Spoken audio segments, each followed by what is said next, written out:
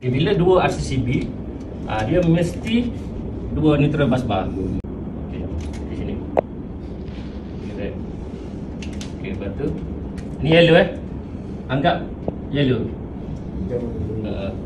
Okey, yellow masuk sini. Okey, lepas tu blue keluar dia masuk blue.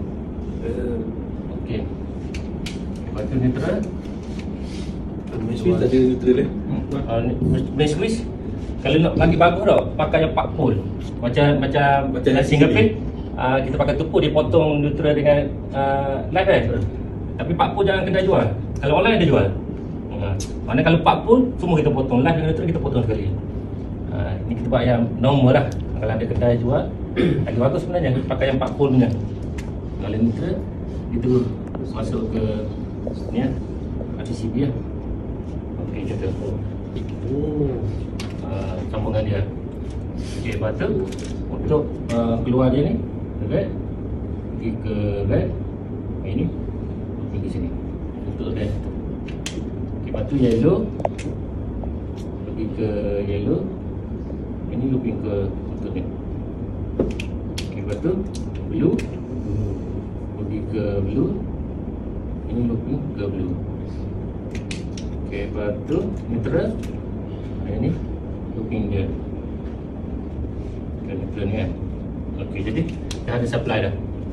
Okey, bila dua RCCB, dia mesti dua neutral bus bar.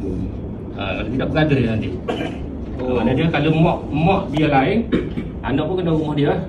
Kalau anak yang ni masuk rumah mak lain, berada. Kenapa dia kena buat dua? Sebab ni dia akan trip. Bila live ambil dekat sini, neutral ambil dekat sini. Masa kita on tak ada masalah. Bila kita on jelut, tu trip. Saya kenapa RCCB tak ada 100% dengan itu? Sebab dia ni untuk cahaya, yang ni untuk kuasa. Dua. Okey, jadi neutral ni pergi ke neutral bus bar, yang ni pergi ke neutral bus bar. Okey, sekarang untuk MCB kan. Kalau single phase tu, kalau ada dua RCCB kan ada dua juga. Sama. Sama. Kalau contoh tadi single phase tak? Dia ada nak buat yang 10 M tadi tak? 10 mA tadi kan? Tambah. Kita tukar dia punya casing dia 10 mA. kita tak boleh tambah tau. Kita kena tukar BB terus. Nak tambah CCB Tapi je. kenapa dia 130 100? Cara ST saya ni yang ni Kepekaan. kepekaan. Dia muka surat 24 tadi. Cara ST 24.